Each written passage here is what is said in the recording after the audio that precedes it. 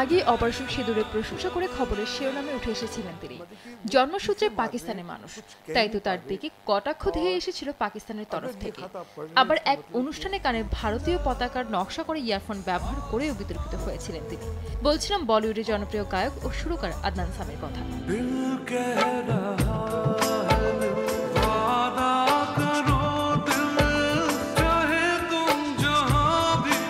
আদনান জন্মসূত্রে পাকিস্তানের নাগরিক হলেও 2016 সালে ভারতের নাগরিকত্ব পেয়ে সেখানেই বসবাস শুরু করেন। বিভিন্ন ক্ষেত্রে ভারতের হয়েই সরব হতে দেখা গেছে তাকে। কিন্তু কেন পাকিস্তানকে ত্যাগ করেছিলেন আদনান? पाकिस्तान एक वाहिद मुल्क है जहां पर आर्मी के अंदर एक मुल्क पैदा हुआ है। বেশ কিছুদিন আগে গায়ক বলেছিলেন, আমার পাকিস্তান সরকারকে নিয়ে সমস্যা রয়েছে। যারা আমাকে চেনেন তারা জানবেন এই সরকার আমার সঙ্গে কি করেছে। পাকিস্তান ছেড়ে আসার এটাই সবচেয়ে বড় কারণ।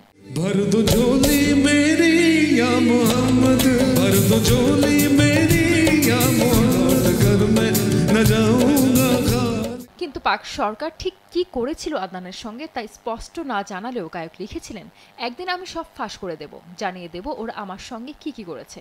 অধিকাংশ মানুষই তা জানেন না। সাধারণ মানুষ শুনলে চমকে যাবেন। বহু বছর আমি নীরব থেকেছি, কিন্তু সঠিক সময় আমি ঠিক বলে দেব। अपना डेमोक्रेटिक राइट जो है वो एक्सरसाइज करना चाहता है तो वो उसको उड़ा देते। পাকিস্তানের বিরুদ্ধে এমন ক্ষোভ থাকা সত্ত্বেও ফের যেতে চেয়েছিলেন নিজ দেশে।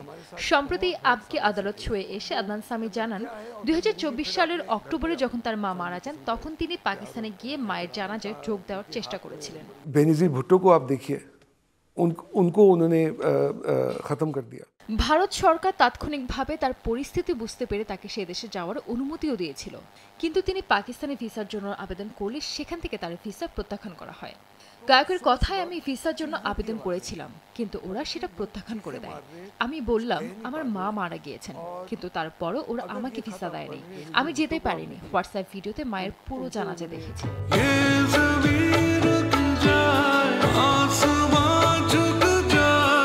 সাক্ষাৎকারে আদনান আরও স্পষ্ট করে জানান, টাকার জন্য তিনি ভারতের নাগরিকত্ব নেননি। তিনি পাকিস্তানে কোটি কোটি টাকার সম্পত্তি ছেড়ে এদেশে চলে এসেছেন। এখানে এসে সবকিছুই তাকে নতুন করে গড়ে তুলতে হয়েছে।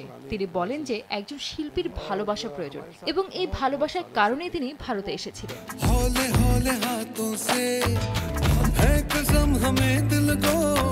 সানজিদ আক্তার, দেশ TV. You have the audacity to say that I am a Gaddar?